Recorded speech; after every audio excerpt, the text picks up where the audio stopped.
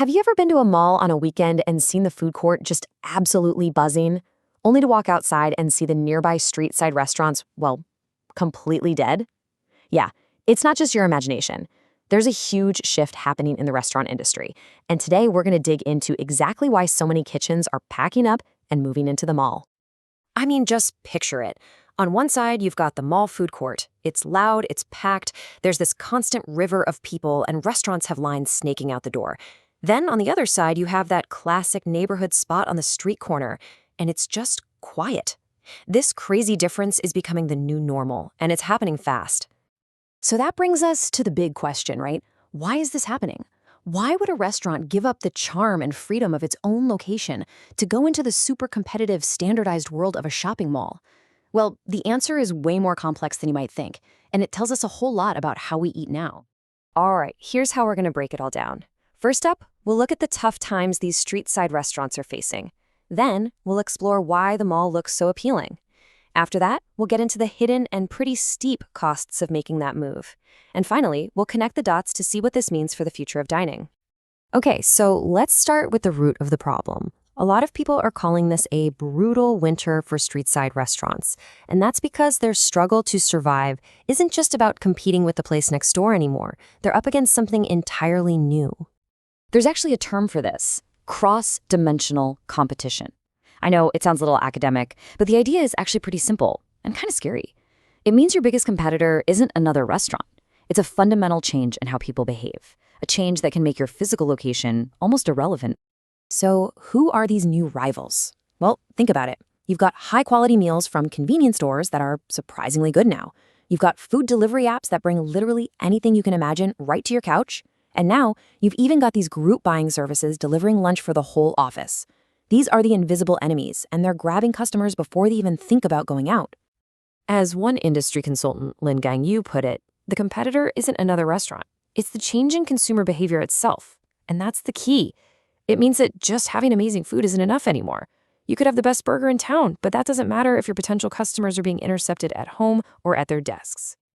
So, if the street has become this chaotic, multi-front war that you just can't win, where do you go? Well, for a lot of restaurants, the mall starts to look like a much safer, more predictable battlefield. And here's the difference, boiled down.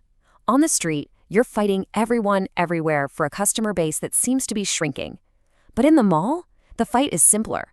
Your competitors are right there next to you.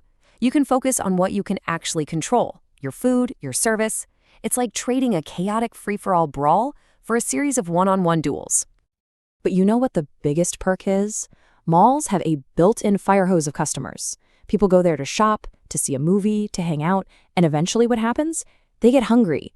They're a captive audience that has already made the decision to eat out. You don't have to convince them to leave their house. They're already there while it's out. Okay, but this safe harbor, this fortress of predictability, it comes with a seriously steep price of admission. Getting into a mall isn't some golden ticket to success.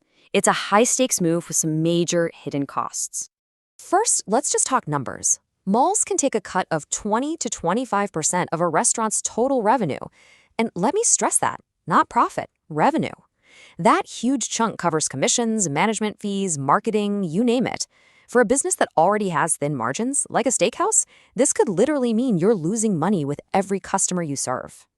And then there's the cash flow nightmare. A street-side restaurant gets paid at the end of the day. You make money, it's in your account. Simple. In a mall, all that money goes to the mall operator first. You might not see a dime of it for 1 to 2 months. For a small business that needs to pay for food, supplies, and staff today, that kind of delay can be an absolute killer. So, to even have a chance of surviving in a mall, a restaurant needs a 3-part plan. First, you have to completely rework your business model so you can actually afford to give away a quarter of your sales. Second, you better have a big pile of cash ready to cover your expenses while you wait 2 months to get paid. And third, you have to be ready to give up control. The mall tells you your hours, they can have a say in your menu, they handle customer complaints. You are no longer your own boss. So, what does this all mean when you put it together? This big move into the malls isn't just about changing your address. It's a sign of a deep structural shift in the entire business of feeding people. All right, so here's the final scorecard. The street gives you freedom and you get your cash right away, but you're fighting a chaotic, multi-dimensional war for customers who are constantly being distracted. The mall, on the other hand, hands you a steady stream of customers and simplifies your competition, but it costs you a fortune, holds your cash hostage, and takes away nearly all of your independence. It's really a choice between two very different and very challenging ways to run a business.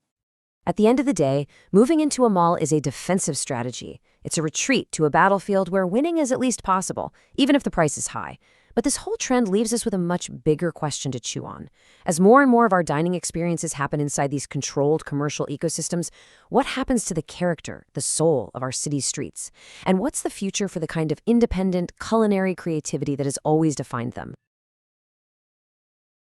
喜欢这种学习方式，欢迎订阅我的频道，让我们一起用下一个10分钟，把商业英文变简单。